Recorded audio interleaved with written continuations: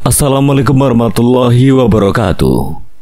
Selamat datang di channel Kang Slamet. Kali ini Kang Slamet akan membawakan kisah yang berjudul Perang Tanah Danyang. Cerita ini ditulis oleh Dioseta. Dan sebelum kita masuk ke ceritanya, buat kalian yang belum subscribe channel ini, tekan tombol subscribe-nya terlebih dahulu dan tekan tombol notifikasinya agar kalian tidak ketinggalan cerita seram lainnya dari Kang Slamet. Gak usah berlama-lama lagi, langsung saja kita masuk ke ceritanya. Perang Tanah Danyang. Si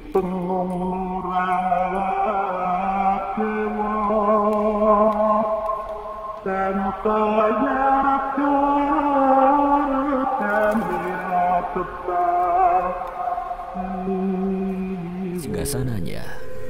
Danan mundur selangkah. Kali ini wajahnya memerah saat melihat sosok yang benar-benar mirip dengan Lasmi itu mendekat ke arahnya. Nyi Sendang Rangu menitipkan Danan kepada Roro Mayit? Tidak mungkin. Apa dia berbohong? Tidak. Kali ini dia tidak berbohong.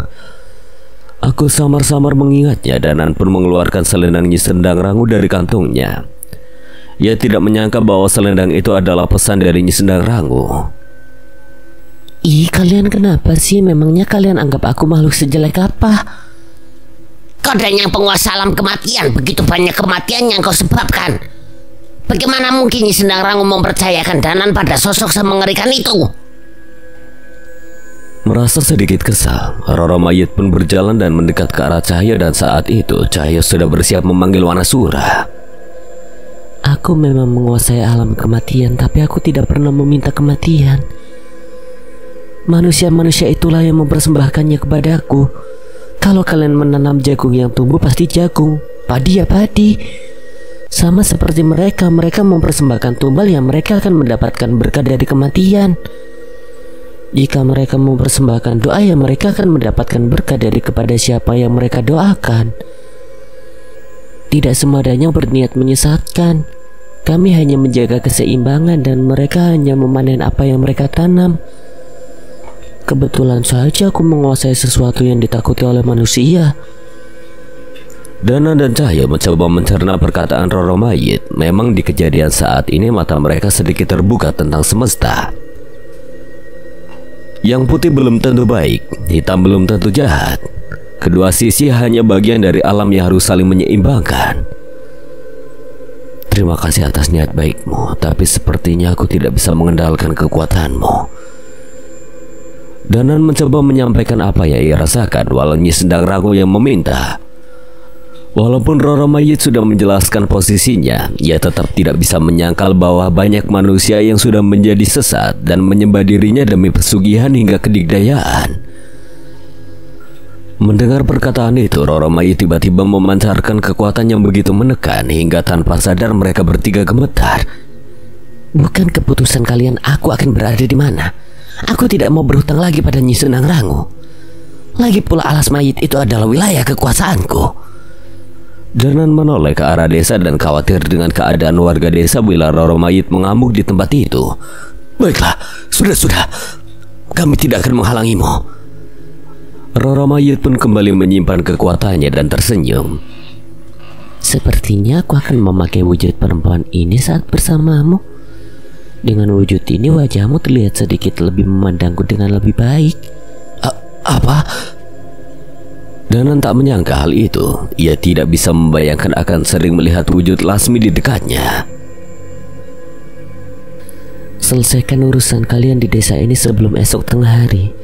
Waktu kita tidak banyak. Setelah membawa pusaka Ratu Ular, aku akan mengawal kalian ke tanah perjanjian, tempat di mana Nyai Durgati, Dewi Naganingrum dan yang lain memulai ritual kebangkitan Angkara Saka. Mereka sudah akan memulai ritual itu. Aku akan menunggu di sini sampai urusan kalian selesai. Danan dan Cahaya mengangguk mengerti. Mereka pun berpaling kembali ke desa untuk meminjam tabu watu ringin yang akan mereka bawa untuk berjaga-jaga. Namun saat itu tiba-tiba Danan terpikirkan sesuatu. Terima kasih karena bersedia mengawal kami, ucapnya lalu menatap Roro Mayit dengan serius. Tapi aku ingin tahu satu hal. Di pihak mana kau saat para danyang itu berperang? Namun sosok yang mengambil wujud Lasmi itu hanya menjawab dengan senyuman yang misterius. Danan dan Cahyo berdiri di hadapan samudra tanpa batas. Ombak menderu kencang, seolah memungkinkan kekuatan alamnya tidak terbendung.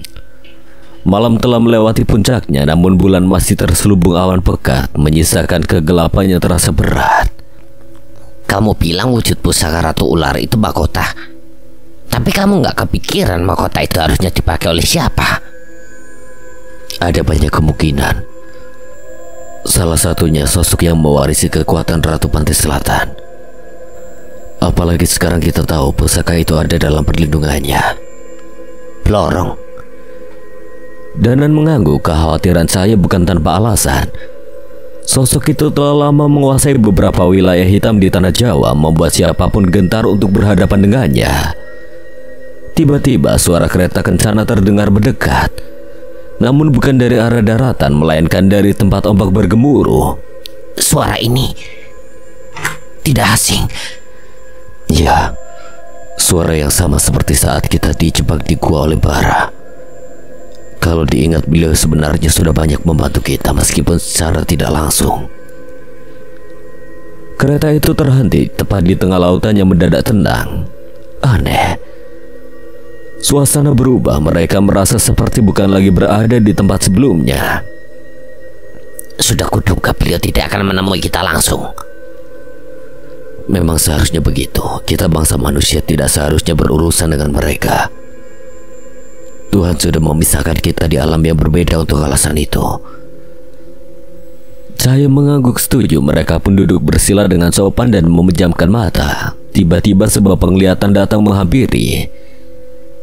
Mas Danan, Mas Cahyo. Suara lembut Lara Sukma terdengar dari kejauhan. Ia berjalan anggun ditemani Abdi Jinten yang setia di sisinya. Namun Danan dan Cahyo hanya bisa membalas dengan senyuman, tetap bertahan dalam posisi meditasi. Suasana berubah, kini mereka berada di sebuah keraton yang seolah mengapung di atas lautan. Tempat itu dipenuhi aura sakral, dihormati oleh penghuni samudra dan bahkan oleh gelombang laut itu sendiri. Kau baik-baik saja di sini. Jangan khawatir, Mas. Disinilah seharusnya tempatku berada. Lagi pula aku hanya berada dalam wujud ini selama beberapa puluh tahun. Setelah itu aku bisa menitis menjadi ular, burung, ikan, atau apapun. Tolong jangan ular. Tumben kamu trauma sama ular, Jul. Bukan, Nan. Terus kenapa? Takut ketemu di Magetan. Memangnya di Magetan ada apa, Mas? Enggak ada apa-apa. Pecelnya enak. Saya buru-buru mengalihkan pembicaraan. Yang pecelnya enak itu Madiun. Berisik. Saya memotong sementara Abdi Jinten hanya tersenyum menahan tawa. Abdi Jinten kemudian mendekati mereka berdua, wajahnya serius penuh kewibawaan. Kanjeng Ratu telah memahami maksud kalian, namun beliau ingin kalian mengerti sesuatu. Apa itu, Abdi Jinten? Penglihatan mereka pecah menampilkan sebuah keris tua yang menancap di dasar laut.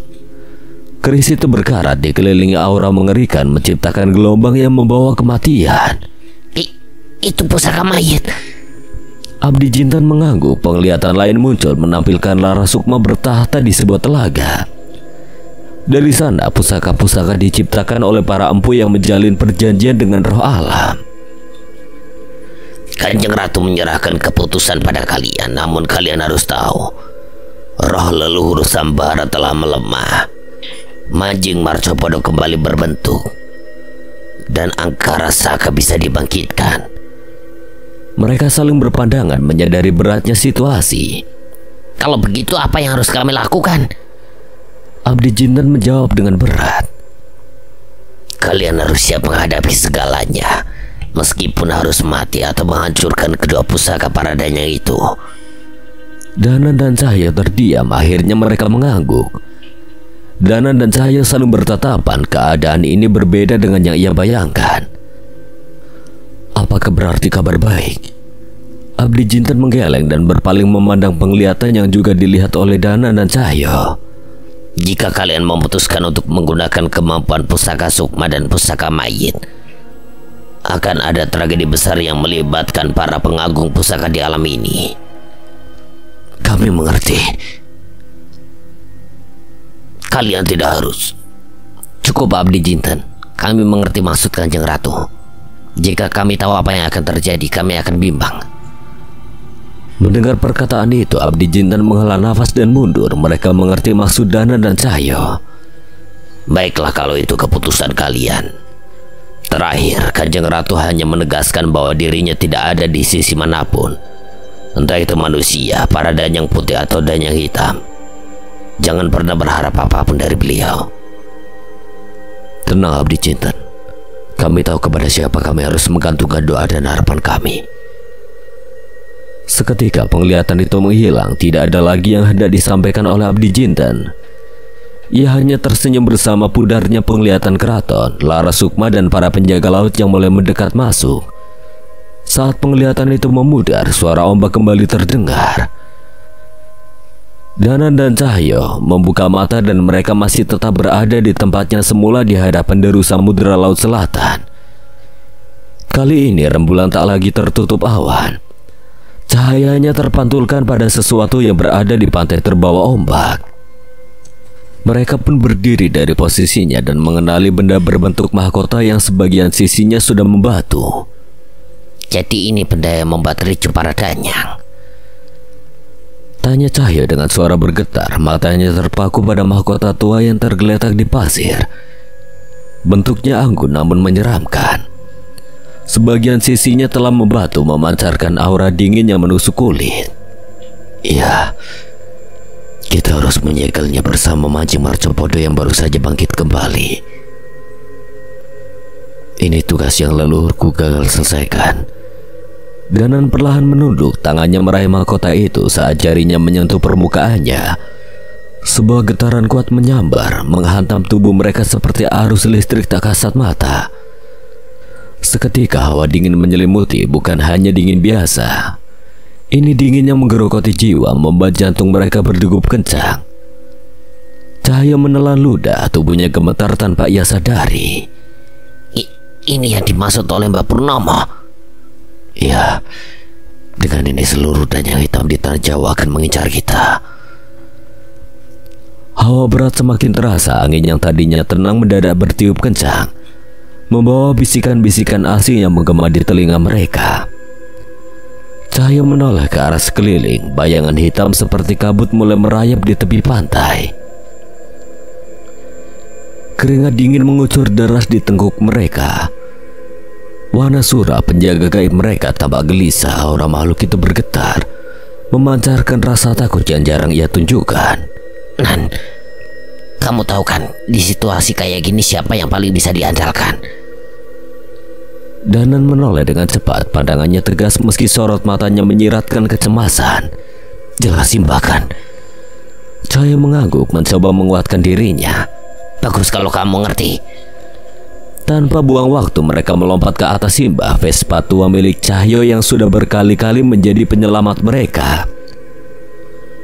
Mesin Vespa itu meraung keras melawan angin yang seolah ingin menahan mereka di pantai itu. Cahyo tak peduli dengan pasir yang masih menghalangi putaran roda Vespanya itu. Ia terus memaksa Simbah untuk berjalan. Suara mereka melaju meninggalkan pantai. Suara-suara mengerikan mulai terdengar. Jeritan samar, tawa cekikikan yang terdengar seperti berasal dari makhluk yang bukan manusia mengiringi perjalanan mereka. Di kejauhan, bayangan-bayangan hitam bergerak semakin mendekat, seolah mengepung mereka. Mereka semakin dekat. Cahyo menginjak pedal gas lebih dalam. Danan menoleh ke belakang. Bayangan itu makin jelas, sosok-sosok menyerupai manusia dengan tubuh melayang. Mata merah menyala dan senyum yang mengerikan. Mereka bergerak seperti dikejar dendam. Tangan-tangan mereka terulur seolah siap menghabisi mereka kapan saja. Jangan lihat ke belakang, fokus ke depan. Cahaya memacu Simbah sekuat tenaga melewati jalanan berpasir yang semakin licin. Jeritan angin dan suara langkah-langkah berat terdengar semakin dekat. Cahaya tahu mereka dikejar dan tidak ada jalan lain selain terus melaju. Hawa panas bercampur dingin, aroma belerang menyengat di udara, namun Vespa tua itu tetap melaju. Seakan memahami betapa pentingnya misi ini. Di kediaman Biryasono, air dalam tempayan tua milik Mbok Sar mulai bergetar. Permukaannya bergolak seperti sedang merasakan amukan energi tak kasat mata. Perlahan warna bening air itu berubah gelap menghitam seperti malam tanpa cahaya. Mbok Sar yang tengah duduk bersila dalam semedinya membuka matanya perlahan. Wajahnya tegang, keningnya berkerut seiring getaran dalam tempayan semakin kuat. Tiba-tiba tempayan itu pecah, hancur menjadi serpihan kecil. Airnya tumpah dan mengalir ke arah Mbok Sar seolah ingin menyampaikan pesan yang tidak bisa diungkapkan dengan kata-kata. Mbok Sar menarik nafas dalam, pandangannya tajam yang menoleh ke beberapa tempayan lain di mana terpantulkan keberadaan orang-orang yang berjuang bersamanya. Ini waktunya. Di makam Linggajaya, Nyai Jamprong berdiri di bawah pohon besar, ditemani Guntur dan Dirga yang tampak gelisah. Angin berhembus begitu kencang, tidak dari segala arah, tetapi menuju satu titik tertentu. Daun-daun dan ranting-ranting berayun liar seperti memberi penghormatan pada kekuatan tak terlihat yang sedang bangkit. Apa ini pertandanya, Eyang? Tanya Guntur dengan suara bergetar, tangannya memegang bahu, mencoba menahan dingin yang datang dari dalam tubuhnya. Nyai Jambrong tidak menjawab segera, matanya yang tajam memandang jauh ke arah angin bergerak, seolah mencari sumber kekuatan yang membuat seluruh alam bereaksi. Iya Guntur, inilah pertanda pusaka itu telah bangkit. Di padepokan Bahwijan, puluhan murid berkumpul dalam lingkaran yang tegang. Di tengah mereka, tombak lembu warok yang terpasang pada altar mulai bergerak hebat. Panji, salah satu murid kepercayaan, berlari masuk dengan napas terengah. Ia menunjuk tombak itu dengan wajah panik. Eyang, pusaka lembu warok tidak pernah seperti ini sebelumnya. Ia gemetar seperti ingin bergerak sendiri. Bahwijan yang duduk di depan altar membuka matanya perlahan, sorot matanya tenang namun penuh kewaspadaan. Ini lebih besar dari yang pernah kita bayangkan. Panggil semua saudara kita. Perang ini tidak bisa dielakkan. Panji terdiam sesaat membayangkan kejadian yang akan terjadi sebelum akhirnya pergi mengumpulkan semua pengikut padepokan. Bliwaja melangkah dengan tenang di antara batu-batu nisan yang berlumut. Keheningan menyelimuti pemakaman itu, namun langkahnya terhenti ketika sosok berselimut asap hitam muncul di hadapannya. Tak kusangka kita akhirnya berhadapan di tempat ini. Ucap Bliwaja, suaranya dingin namun tegas. Perempuan itu Nyai Durgati. Ia tersenyum samar di balik kabutnya. Bliwaja, kau pantas untuk bersanding dengan kami, para danyang. Tinggalkan dunia manusia yang rapuh itu, kau layak menjadi lebih mulia.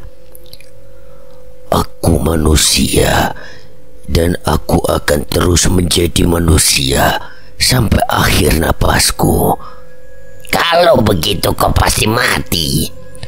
Mati adalah bagian dari hidup manusia, dan aku akan mati sebagai manusia. Nyai Durgati terkekeh pelan, langkahnya maju menciptakan hawa dingin yang menusuk hingga ke tulang. Kita memiliki guru yang sama, wajah. Kekuatan kita berasal dari sumber yang sama. Apa gunanya saling berhadapan? Biar mereka bertarung tapi tidak dengan kita. Bliwaja mengangkat cawan di tangannya lalu mengetuknya perlahan. Dentingan lembut itu memecah keheningan, membawa kedamaian sekejap di pemakaman yang angker itu. Namun ketenangan itu hanya berlangsung sesaat.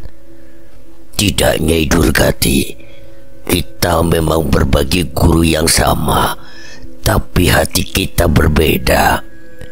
Kau memilih kegelapan, aku tetap berdiri di jalan terang. Nyai Durgati tersenyum sinis. Hitam dan putih hanyalah ilusi.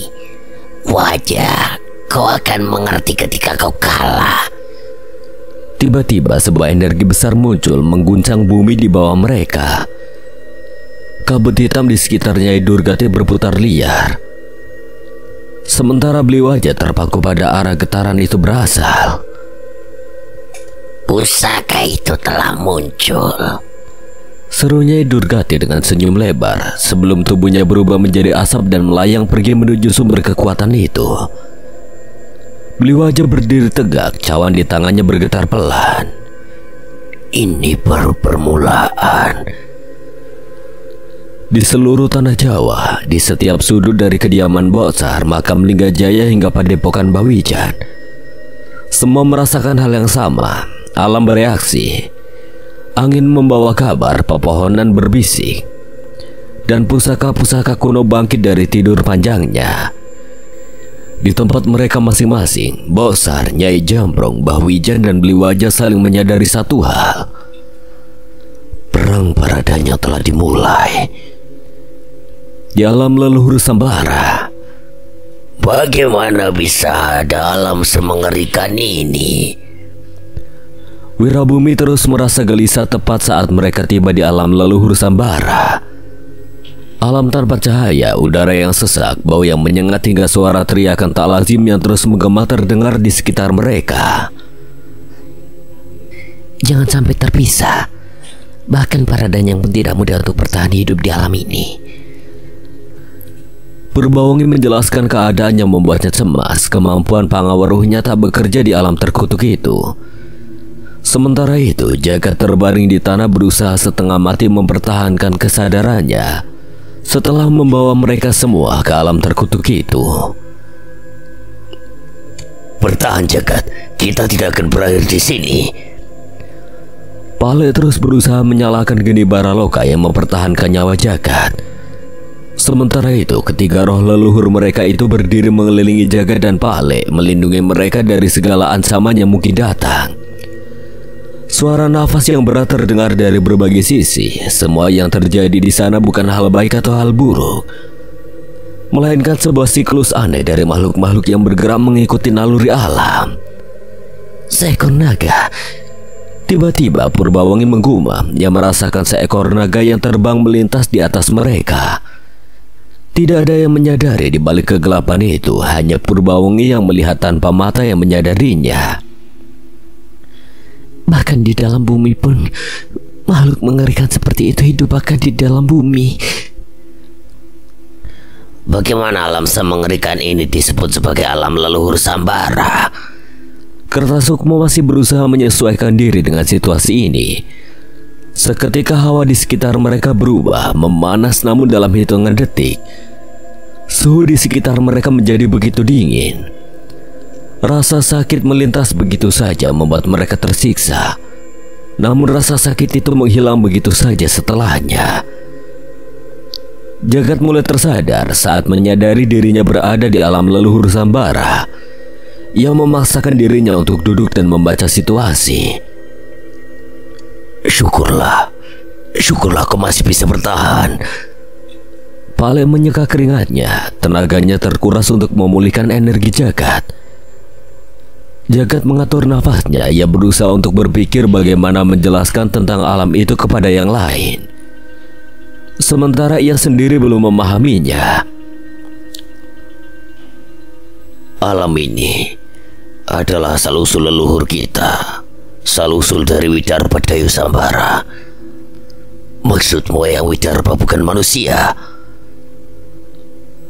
Pale memperjelas. Jagat menggeleng. Ia masih bingung merangkai kata atas penjelasan ini. Semua ini dimulai saat dunia manusia menjelang kiamat.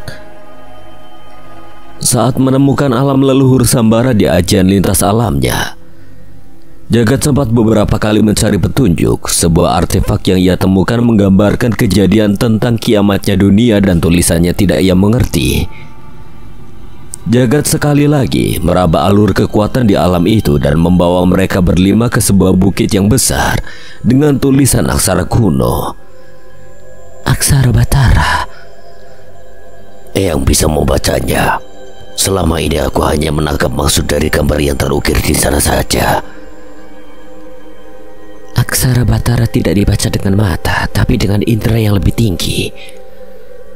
Purbawangi pun mengambil posisi yang tenang dan memusatkan kekuatannya pada batu bukit yang ia sentuh. Prasasti ini ditulis oleh leluhur kita. Prasasti yang dinamakan Pusakayana. Seharusnya umat manusia sudah musnah. Seharusnya alam ini sudah kiamat atas sebuah kejadian yang disebabkan oleh manusia itu sendiri. Prasasti yang dibaca Jagat menceritakan tentang peradaban di mana tidak ada batas, di mana manusia bisa berdampingan dengan gaib. Peradaban kuno di mana tidak ada listrik, logam, dan peralatan modern. Namun peradaban itu bergantung pada energi alam yang bisa dikendalikan oleh setiap individu di alam ini. Namun jatuhnya sebuah batu dari langit memberikan perubahan pada alam manusia. Sebuah batu yang mampu membuat energi alam dapat disimpan dan digunakan dengan cara yang berbeda. Sebuah batu yang menjadi cikal bakal terbentuknya sebuah pusaka. Dari batu itu, manusia, lelembut bangsa jin, dan makhluk dari berbagai ras berebut energi alam. Keserakahan terjadi, kasta mulai tercipta. Mereka mewarnai kekuatan alam yang mereka miliki dengan keserakahan mereka. Makhluk-makhluk penguasa alam pun tercipta. Mereka adalah para danyang yang mendapatkan kekuatan terbesar dan menduduki tahta. Rasa raksasa, ras peri, ras hutan, hingga ras manusia mendapatkan gelar itu ketika kekuatannya tak lagi terkalahkan. Demi mengalahkan para danyang yang menciptakan kekacauan, sekelompok manusia menciptakan 7 pusaka dari inti batu langit itu dan mengumpulkan semua kekuatan alam dalam 7 bentuk pusaka itu. Ketujuh pusaka yang disebut dengan Sapta Mandala Sukma. Dengan ketujuh pusaka itu, bangsa manusia bisa berjuang melawan kedikdayaan para danyang dan bertarung seimbang dengan mereka. Namun bentrokan itu memicu pergolakan ruang dan waktu, keseimbangan alam pun goyah. Bencana terjadi di alam manusia bukan berasal dari alam, melainkan dari kehampaan. Udara menghilang, bumi terbakar, bagian dari alam pun sirna. Dapat dipastikan dalam hitungan hari bumi akan musnah atas rusaknya tatanan semesta yang dihasilkan oleh pertarungan itu. Manusia dan para danyang yang menyadari kenyataan itu pun mulai sadar pertarungan mereka tidak ada artinya jika semesta musnah. Pada akhirnya mereka yang sebelumnya saling bertarung pun memutuskan untuk menyatukan kekuatan yang mereka miliki dan mencari cara untuk menyelamatkan alam yang mereka hancurkan itu. Ketujuh pusaka itu dipersembahkan dan dirasuki kekuatan ketujuh dan yang terkuat. 7 pusaka itu diserahkan pada 7 manusia yang mencintai alam ini dan bersedia berkorban demi keselamatannya. 7 orang Sapta yang berani berkorban dengan menunjukkan kemuliaan aji dirinya, setia pada Sang Pencipta Manunggal, pelindung alam, bumi, dan pembawa keselamatan abadi, amarta dan raksa. Ketujuh manusia yang diberkahi dengan sebutan Sabto Aji Manunggal Bumi Amarta Raksa. Pusaka pelintas alam, pusaka raga, pusaka sukma, pusaka waktu, pusaka kebijaksanaan, pusaka penghancur, pusaka mantra. Ketujuh Sambara menggunakan pusaka itu untuk memisahkan alam, ruang, dan waktu yang telah musnah dengan yang masih bertahan, dan memotong jalur waktu sementara untuk menghentikan kehancuran. Agar kehancuran itu tak terjadi lagi, para danyang yang membawa kekuatan yang bisa menghancurkan alam dipisahkan di tanah para danyang. Tanah di mana mereka tak berhak mencampuri urusan manusia dan di mana mereka bisa berkuasa atas alam yang seharusnya selamanya bersama mereka hingga kiamat yang ditakdirkan benar-benar menjemput mereka. Bagian alam yang hancur inilah yang menjadi alam leluhur Sambara. Bagian dari alam yang menjemput kepunahan dan menyisakan makhluk-makhluk mengerikan yang bisa bertahan ribuan tahun di alam itu. Alam yang dibuang oleh leluhur Sambara demi peradaban manusia saat ini. Tidak ada yang mengetahui keberadaan ketujuh Sambara itu. Tapi dari beberapa ratus kemudian celah alam yang menjemput kepunahan itu muncul lagi. Dan seorang anak kecil muncul dari sana. Anak yang muncul dari alam leluhur Sambara diasuh oleh suku pedalaman di sebuah hutan keramat. Seorang anak yang menjadi leluhur dari Trasambara saat ini, Widarpadayu Sambara. Purbawangi berdiri di tengah lingkaran kecil itu. Wajahnya pucat dan suaranya bergetar saat ia membacakan isi prasasti Pusakayana. Setiap kata yang diucapkan seperti membawa beban berabad-abad yang mengguncang hati siapa saja yang mendengarnya. Jadi leluhur kita memisahkan alam ini agar dunia yang kita tinggali sekarang tidak ikut musnah. Tanya Wirabumi dengan nada rendah namun syarat ketidakpercayaan. Purbawangi mengangguk, napasnya masih tersengal. Iya, mereka melakukan itu dengan pengorbanan yang tak terbayangkan. Mereka tahu kehancuran tidak bisa dihindari. Tapi mereka memilih untuk melindungi manusia bahkan jika harus mengorbankan diri mereka sendiri. Pak Lek menghela nafas panjang, matanya menyipit saat merenungi kata-kata itu. Tidak heran, Trasambara begitu erat hubungannya dengan hal-hal gaib dan sosok-sosok besar di alam ini. Namun Purbawangi menggeleng pelan, menegaskan sesuatu yang lebih besar dari sekedar garis keturunan. Sambara bukan siapa-siapa. Mereka hanya manusia biasa, Pak Lek. Apa yang membedakan mereka adalah cinta. Cinta pada Tuhan dan kepada alam ini, juga pada kehidupan itu sendiri. Mereka rela mengorbankan segalanya demi kebaikannya lebih besar. Itu saja. Sisanya hanya akibat dari perbuatan dan pilihan kita sendiri. Kertasukmo yang berdiri di sisi Purbawangi mengangguk setuju. Pengorbanan mereka bukan untuk diwarisi dalam bentuk kekuatan semata, melainkan tanggung jawab. Keheningan sesaat menguasai mereka, hanya diselingi suara angin dari kejauhan. Akhirnya Wirabumi berbicara memecah kebekuan. Jadi apa langkah kita sekarang? Purbawangi mengangkat wajahnya, matanya menatap jauh ke arah bukit besar yang menjulang seperti penjaga abadi. Di dalam bukit itu ada tempat lebih aman, terlindung oleh aksara Batara. Tempat itu dirancang untuk melindungi dari kehancuran. Jika kita bekerja sama, kita bisa bertahan hidup di sana sampai kekuatan jagat pulih. Mendengar penjelasan itu, Jagat pun menggenggam keris Raga Sukma di tangannya. Ia siap bertarung menghadapi sosok apa saja yang menanti di tempat itu. Saat kekuatan jagat pulih sepenuhnya, kita bisa menyatukan kekuatan pada jagat untuk membawa kita kembali. Semua mengangguk, tetapi aura ketegangan masih membebani. Namun sebelum mereka dapat melanjutkan perbincangan, Wirabumi tiba-tiba menarik kerisnya. Suara logam yang menggores sarungnya terdengar tajam membelah udara. Apa yang kau lakukan? Wirabumi menyeringai kecil tanpa menoleh. Jika kita benar-benar kembali, aku tidak akan pulang dengan tangan kosong. Matanya memandang ke arah kejauhan, ke arah gelap yang berdenyut di tepi pandangan mereka, seolah memanggil-manggil dirinya. Ada sesuatu di sisi gelap alam ini, sesuatu yang tidak bisa diabaikan. Wirabumi, seru Kertasukma, namun pria itu sudah berjalan menjauh dengan langkah penuh tekad mengikuti nalurinya. Kertasukma melirik Purbawangi dan Jagat. Wajahnya diliputi kecemasan. Tinggallah di sini. Jagat membutuhkan perlindunganmu untuk memulihkan kekuatannya. Kami akan kembali. Purbawangi kali ini benar-benar tidak mengerti akan niat kedua saudaranya itu.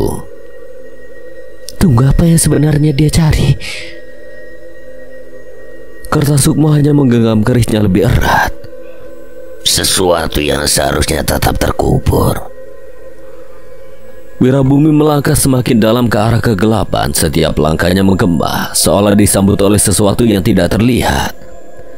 Udara menjadi semakin dingin dan suara berbisik mulai terdengar. Suara-suara yang memanggil namanya dengan nada yang memikat dan mengancam sekaligus. Kertasukma berlari menyusul, tetapi semakin ia mendekat, semakin ia merasakan berat yang mencekam. Seperti ada tangan tak kasat mata yang menahannya. Wirabumi, berhenti. Kau tidak tahu apa yang kau hadapi. Namun Wirabumi tidak peduli. Matanya terpaku pada sesuatu di kejauhan. Sebuah sosok bercahaya redup yang tampak seperti pusaka, namun diselimuti oleh kabut pekat. Tiba-tiba suara-suara bisikan itu berubah menjadi raungan keras dan bayangan-bayangan mulai muncul di sekeliling mereka. Bayangan yang tak membentuk apapun, bukan manusia, bukan juga binatang. Bayangan itu adalah kegelapan murni yang mendapatkan kehidupan. Kertasukma segera menghunus kerisnya, berdiri di samping Wirabumi. Jika kau ingin mati, jangan bawa aku bersamamu. Gumamnya, tetapi nadanya menunjukkan kesiapannya untuk bertarung. Kita tidak akan mati. Bukan di sini. Bukan sebelum kita menemukan apa yang sebenarnya terjadi. Tiba-tiba bayangan-bayangan itu melompat menyerang mereka dengan kecepatan yang luar biasa. Kertasukma dan Wirabumi melawan dengan seluruh kemampuan mereka. Keris berkilauan dalam kegelapan memotong bayangan yang berteriak dengan suara melengking. Namun saat mereka berhasil menghalau serangan itu, cahaya redup di depan mereka berubah menjadi lebih terang. Dan sebuah suara besar bergema di seluruh tempat itu. Beranikah kalian melangkah lebih jauh? Langit kelabu menggantung rendah diselimuti kabut yang menggumpal seperti hendak menelan dunia. Angin dingin bertiup mengirimkan suara pelan yang menyerupai bisikan, namun tiba-tiba suara sangkakala menggema membelah keheningan padang rumput yang tampak kosong. Getarannya terasa menekan, menghentakkan udara di sekeliling. Dalam sekejap rintihan dan teriakan muncul dari arah yang tak terlihat. Sosok-sosok mulai bermunculan. Makhluk-makhluk gaib dari alam lain yang menyeruak ke dunia manusia. Pusaka Ratu Ular sudah muncul. Teriak seorang abdi keraton Dedemit itu. Suaranya penuh gairah sekaligus ketakutan. Tanah di bawah mereka bergetar. Reruntuhan candi hitam yang tadinya bersembunyi di bawah bumi mulai menampakkan diri. Perlahan menjulang seperti mimpi buruk yang kembali hidup. Di tengah kabut yang semakin pekat, sebuah keraton tua dengan arsitektur mengerikan muncul, dipenuhi ukiran-ukiran simbol hitam dan aura kematian. Dari dalam keraton itu muncul sosok anggun namun memancarkan energi yang mencekam. Kanjeng Ratu Segrani, perempuan dengan rambut putih yang menjuntai hingga menyentuh tanah. Matanya seperti bara dingin yang menatap tanpa emosi. Setelah ratusan tahun ia kembali berdiri di tengah dunia manusia. Para abdinya, makhluk-makhluk setengah gaib, segera bersujud. Salah satu dari mereka memberanikan diri maju. Kanjeng Ratu, apa perintah Paduka? Kanjeng Ratu Segrani memandang tajam. Suaranya mengalun lembut namun penuh ancaman. Biarkan para danyang hitam menghalangi mereka menyegel pusaka. Selama pusaka itu tetap memancarkan kekuatannya, keseimbangan tanah danyang akan terus terjaga. Angkara Saka bisa dibangkitkan. Maksud Paduka? Lakukan ritual pemanggilan sekarang. Senyuman licik tersungging di bibir Kanjeng Ratu Segerani. Abdi tersebut segera menyampaikan perintah itu ke seluruh keraton. Dalam hitungan detik, keraton Segerani yang baru saja terbangun dari tidur panjangnya kembali menjadi pusat kekuatan gelap. Kanjeng Ratu Segerani memanggil panglima-panglimanya, makhluk gaib yang telah lama menjadi penagih jiwa manusia. Orang-orang besar yang mendapatkan kekayaan dan kesaktian dari kekuatan hitam itu pun dipaksa untuk menunjukkan kesetiaannya. Dalam sekejap tersebar berita yang tidak masuk akal di telinga manusia pada saat itu. Seluruh penganut kepercayaannya diisi oleh orang-orang berilmu mati bunuh diri secara bersamaan di sebuah bangunan tua dan menyisakan pesannya tidak dimengerti. Seorang kepala keluarga tega menghabisi seluruh keluarga besarnya dalam sebuah kebakaran besar hingga menghabiskan seluruh bangunan. Di mata orang pada umumnya kebakaran itu adalah kecelakaan, tapi di mata pelakunya itu adalah ritual persembahan nyawa. Satu rombongan bis ditemukan jatuh ke dalam jurang setelah sang sopir menyetir dengan ugal-ugalan. Dari rekamannya ditemukan diduga sang sopir sengaja menjatuhkan bisnya yang berisi puluhan orang itu menuju sebuah jurang. Jurang yang dikenal keramat dan selalu meminta korban. Nyawa demi nyawa melayang. Mereka yang telah mendapatkan berkah dari keraton Segerani harus menunaikan perjanjiannya. Entah sudah berapa lama orang-orang itu menikmati berkah yang dikutuk itu. Mereka mendapatkan kekayaan dari pesugihan dan harta gaib. Sebagian mendapatkan kesaktian yang membuat mereka diikuti dan disegani. Sebagian lagi mendapatkan kekuatan yang membuat siapapun takluk pada mereka. Manusia-manusia yang bersekutu dengan setan itu kini harus menjadi persembahan untuk kebangkitan Angkara Saka. Aku mau bertobat. Aku ingin kembali pada Tuanku. Teriak salah satu manusia yang diseret menghadap Ratu Segerani yang berkeliling melihat manusia-manusia yang muncul di sekitarnya. Salah seorang abdi gaib menarik orang-orang itu dari alam lain untuk dikumpulkan di padang itu. Bukan itu kalimat yang kau katakan pada saat memohon agar perempuan-perempuan itu takluk padamu? Tidak, ini tidak sebanding. Nyawaku lebih berharga dari ilmu terkutukmu. Memang tidak. Tapi kau sendirilah yang membuang iman kepada penciptamu, yang artinya saat ini akulah yang berkuasa atas nyawamu. Kanjeng Ratu Segerani tertawa melihat orang itu ketakutan.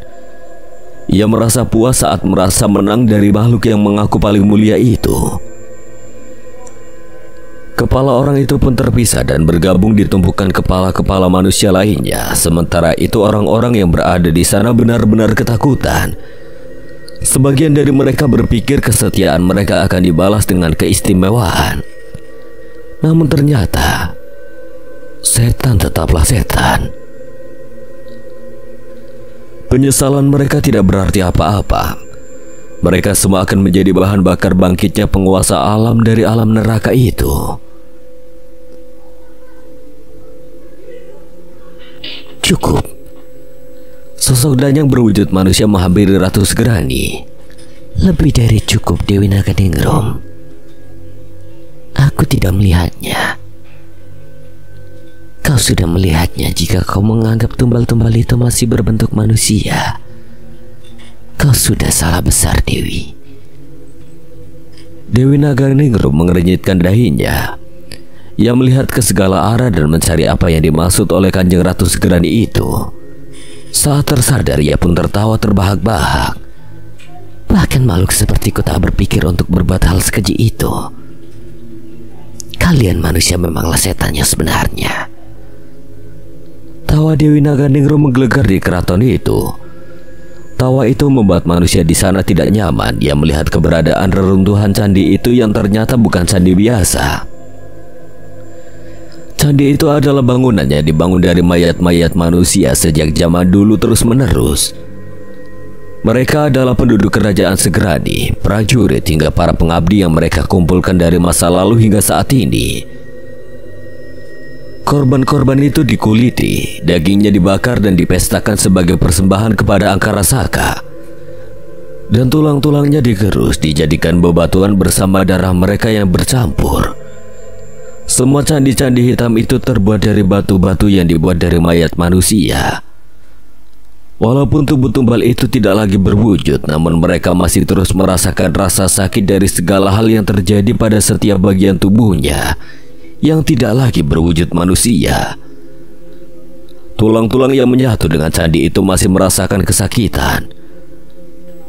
Roh yang berada di sana itu merintih meminta pengampunan yang tidak mungkin lagi bisa mereka dapatkan. Suara teriakan dari tumbal-tumbal itu terdengar semakin nyaring dan semakin nyaring. Suara kesakitan itulah yang memancing kedatangan sosok yang dinanti oleh para danyang hitam itu. Raja yang diguratkan di tanah dan sisi-sisi candi mulai berubah warna merespon teriakan itu. Kekuatan besar tiba-tiba meledak dari bawah tanah dan menghempaskan beberapa mayat yang tak berdaya itu. Itu dia. Tidak salah lagi, itu adalah dia. Dewi Naganingrum benar-benar tak mampu menahan tawanya. Kekuatan ini, apa kekuatan semengerikan ini adalah? Kanjeng Ratu Segerani mencoba memastikan. Benar. Kekuatan mematikan ini tidak salah lagi. Ini adalah Angkara Saka. Dewi Naganingrum bergegas masuk ke dalam ritual itu sebab penglihatan akan sosok besar dan mematikan muncul di kepalanya. Angkara Saka siap untuk bangkit. Sebagian tubuhnya sudah berada di alam ini yang meminta kita memastikan bahwa kali ini tidak akan ada yang menghalangi. Kanjeng Ratu Segerani mengangguk. Ia telah menunggu ratusan tahun demi saat ini. Angkara Saka mengizinkan kita menggunakan kekuatannya untuk memastikan kita menghabisi siapapun yang berani menghalangi kebangkitannya. Dewi Naganingrum memainkan gumpalan kekuatan merah darah yang melayang-layang di tangannya. Saat itu tiba-tiba mata Kanjeng Ratu Segerani berubah. Kekuatan Angkara Saka merasuki tubuhnya, merubah matanya menjadi merah darah dengan kekuatannya melimpah. Utus semua pengikut terbaikmu. Habisi siapapun yang menghalangi. Perintah Dewi Naganingrum yang segera berubah menjadi sosok ular besar yang kini berwarna merah darah dengan kekuatan pemberian Angkara Saka itu. Kanjeng Ratu Segerani mengangguk. Ia tertawa puas mendapatkan kekuatan itu. Kekuatan yang ia yakini mampu menyaingi para danyang. Di alas mayit, memasuki desa Windu Alit, tidak ada lagi sosok setan-setan yang berani mengejar mereka. Kekuatan sosok danyang yang menjaga di sana membuat tidak ada yang berani memasuki wilayah itu. Jika ada, mungkin mereka hanya para danyang yang berani mencari masalah dengan sosok danyang penguasa kematian Roro Mayit. Jadi kalian berhasil? Tanya Roro Mayit yang mengambil wujud Lasmi itu. Cepat, di mana tanah perjanjian itu? Kita harus menyelesaikan ini secepatnya. Tanah perjanjian adalah tempat kebangkitan Angkara Saka. Para danyang putih dan danyang hitam akan berkumpul di sana dengan niatnya masing-masing. Roro Mayit mencoba menjelaskan seperti apa tempat yang akan mereka datangi. Kami tidak butuh penjelasan. Bawa kami ke sana. Dasar pria selalu terburu-buru, ucap Roro Mayit dengan gerakan yang menggoda. Dengan sebuah gerakan tangan, sebuah gerbang yang terbentuk dari akar-akar hitam pun muncul. Asap hitam mengepul di antara gerbang mengerikan itu. Kenapa diam? Tadi katanya mau cepat-cepat. Ucapan Roro Mayit semakin membuat Cahyo kesal. Dana dan Cahyo pun buru-buru memasuki gerbang itu. Namun saat gerbang hendak menutup, terdengar suara dari arah hutan itu. Mas Cahyo. Suara Sekar terdengar. Cahyo dan Danan sempat melambaikan tangan. Namun Danan baru tersadar di saat-saat terakhir bahwa Naya ada di belakang Sekar. Itu Naya. Danan mengangguk. Ia berusaha menahan untuk tidak bertingkah berlebihan agar Roro Mayit tidak tertarik dengan Naya. Kabut hitam yang menyelimuti mereka terasa berat. Setiap langkah seperti menjangkau jarak puluhan kilometer. Dan hawa dingin menusuk tulang. Namun perjalanan itu terhenti mendadak. Mereka terpental dari kabut seperti diusir oleh kekuatan besar yang tak terlihat. Ketika mereka tersadar, mereka sudah berada di hutan yang terbakar hebat. Dengan panas yang menyengat membuat kulit mereka seperti terbakar. Di depan mereka sosok besar yang menyala seperti kobaran api berdiri dengan angkuh. Jagat Bara. Jagat Bara, siapa dia? Dia adalah inang dari seluruh api di alam manusia. Baru saja bangkit tetapi kekuatannya sudah cukup untuk menghancurkan kita semua. Jagat Bara menatap mereka, matanya yang berupa bara api bersinar terang. Manusia bodoh, berani membawa pusaka itu ke hadapanku. Seketika bola api besar melayang cepat ke arah mereka. Cahaya berteriak, Wanasura! Dan dengan gerakan cepat lengan besar Wanasura muncul menahan bola api itu. Ledakan terjadi menghempaskan mereka semua ke tanah dan bukit di belakang mereka berubah menjadi lautan api. Cahaya terjatuh, tangannya hangus sebagian meskipun dilindungi kekuatan Wanasura. Dia terlalu kuat. Bahkan Wanasura tidak cukup untuk menahannya. Danan mencoba membacakan ajian Gamburu Mekso, meniupkan kekuatan angin tajam ke arah Jagat Bara. Namun angin itu hanya memudar, tak mampu menyentuh tubuh api raksasa itu. Jagat Bara tertawa keras. Manusia bodoh, tidak ada ajian kalian yang bisa melukaiku.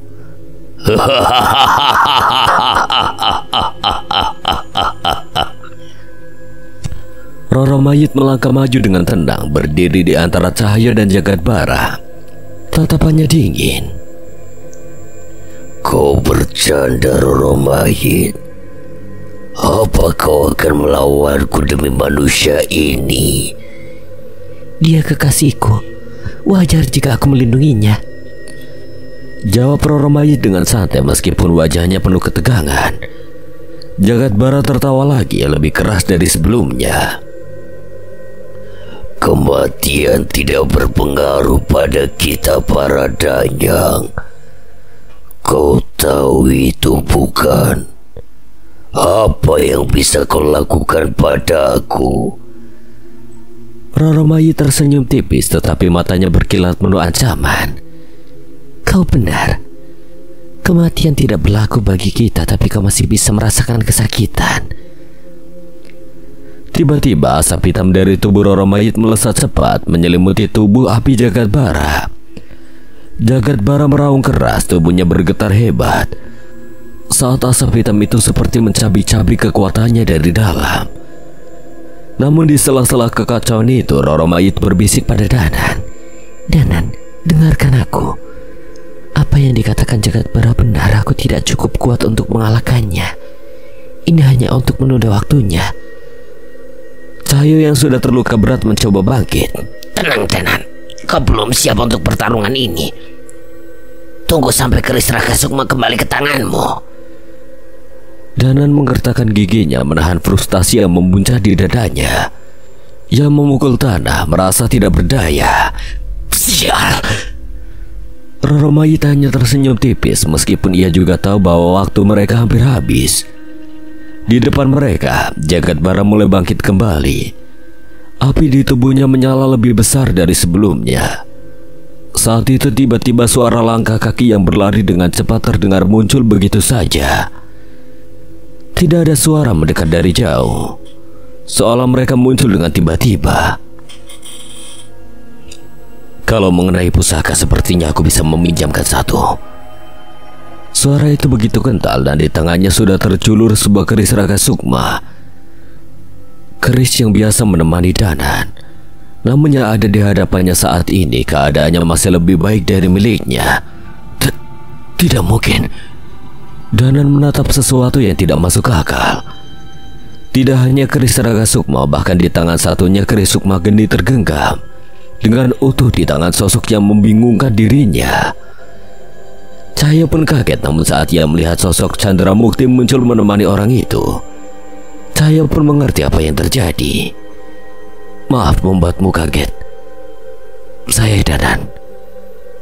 Danan Jaya Sambara.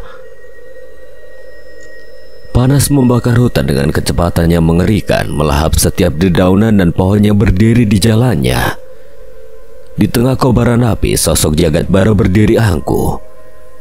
Tubuhnya memancarkan aura tak terkalahkan. Jika bukan karena perlindungan sang Roro Mayit, Danan dan cahaya mungkin sudah menjadi abu. Aku, mengapa ada diriku yang lain? Danan bertanya dengan nada bingung, matanya terpaku pada sosok di hadapannya. Kau masih ingat Bara kan? Tidak mungkin aku melupakannya. Dia adalah dirimu, tetapi dari semesta Bara. Semesta yang dikendalikan oleh pusaka mayit. Sosok Danan dari semesta Bara melangkah maju, menyodorkan keris Raga Sukma dengan tatapan penuh keyakinan. Danan menerima keris itu tanpa ragu. Tunjukkan pada kami Danan yang selalu dibanggakan Cahyo. Tenang saja, aku hanya meminjamnya sebentar. Danan duduk bersila, yang memisahkan Sukma dari raganya dengan tenang. Ia mengambil keris itu dalam bentuk sukmanya. Cahaya dan Danan dari semesta Bara hanya bisa saling bertukar pandang, bingung dengan tindakan tersebut. Tapi ketika keris itu berpindah ke tangan Danan dalam wujud sukmanya, semuanya menjadi jelas. Visi keris Raga Sukma milikku tidak ada padaku, tetapi sukma kerisnya tetap menyatu denganku. Ayo bersiap. Cahaya memberi isyarat pada Danan dari semesta Bara untuk memperhatikan. Mereka mengangguk paham. Danan melayang ke udara tinggi di atas mereka dan mengarahkan ujung kerisnya ke arah Jagat Bara. Danya adalah penjaga alam, tapi keberadaanmu hanya menghancurkan. Manusia sombong, kau hanyalah roh lemah yang tidak pantas berbicara denganku. Bentak Jagat Bara, tapi kilatan cahaya putih melesat menembus udara dengan kecepatan yang mustahil, mengarah tepat ke mata Jagat Bara. Sang danyang api tersentak, namun berhasil menghindar meski kilatan itu tetap menggores pelipisnya. Jagat Bara mengeram, tapi sebelum ia sadar, Danan sudah ada di belakangnya. Keris Raga Sukma menancap dalam di tengkuknya. Energi putih bercahaya memancar dari keris itu, memaksa Jagat Bara berlutut. Danan, jangan gegabah, seru Roro Mayit yang segera melindungi Sukma Danan dengan kabut hitamnya. Panas tubuh Jagat Bara mulai melukai Danan. Jagat Bara meraung, tubuhnya memancarkan panas yang semakin dahsyat. Kurang ajar. Api memancar liar menjadikan suhu di sekitar mereka nyaris tidak tertahankan. Panas! Cahaya berteriak, tubuhnya basah oleh keringat meski dilindungi kekuatan Manasura. Selesaikan sebelum aku jadi monyet panggang, woi! Dengan tenaga terakhirnya, Cahaya melayangkan pukulan ke dahi Jagat Bara, memaksa sang danya kembali tersungkur. Berani-beraninya makhluk sepertimu menjatuhkan aku. Jagat Bara mengamuk, letupan-letupan api menyebar ke segala arah. Awas, aku tidak bisa menahan letupan itu. Ledakan menghantam mereka berdua. Cahaya terpental, tubuhnya terluka parah. Danan dalam wujud sukmanya merasakan sakit yang merembes hingga ke raganya. Berhenti. Amarahnya memuncak melihat luka-luka pada Danan. Ia tidak lagi mampu menahan kekuatannya. Jangan sakiti Danan. Suaranya menggema memenuhi udara dengan aura mengerikan. Dalam sekejap, Roro Mayit berubah menjadi sosok dewi berambut putih. Wajahnya menyeramkan dan kabut hitam yang memancar darinya melingkupi seluruh medan pertempuran. Asap hitam mengepul tebal saat tubuh Roro Mayit menerjang Jagat Bara.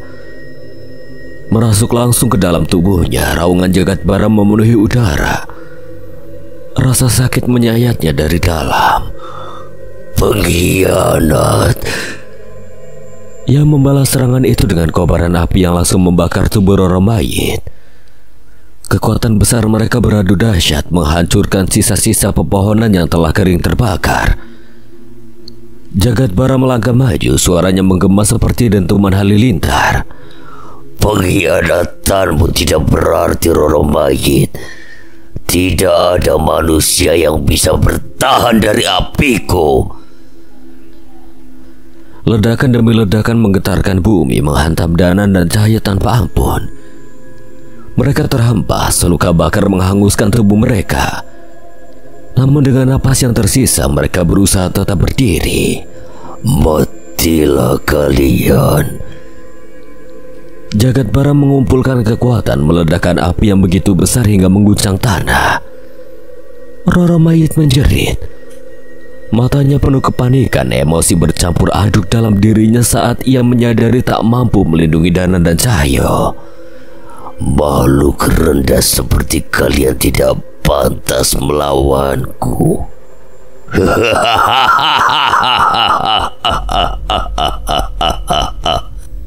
Jagat Bara tertawa puas, tetapi tawa itu terhenti saat ia melihat bayangan samar di balik asap ledakan. Dua sosok berdiri tegak diselimuti api yang menyala dari kepulan asap yang perlahan memudar. Siapa yang kau sebut makhluk rendahan? Semua makhluk setara di mata Sang Pencipta, kecuali dalam keimanan dan ketakwaan.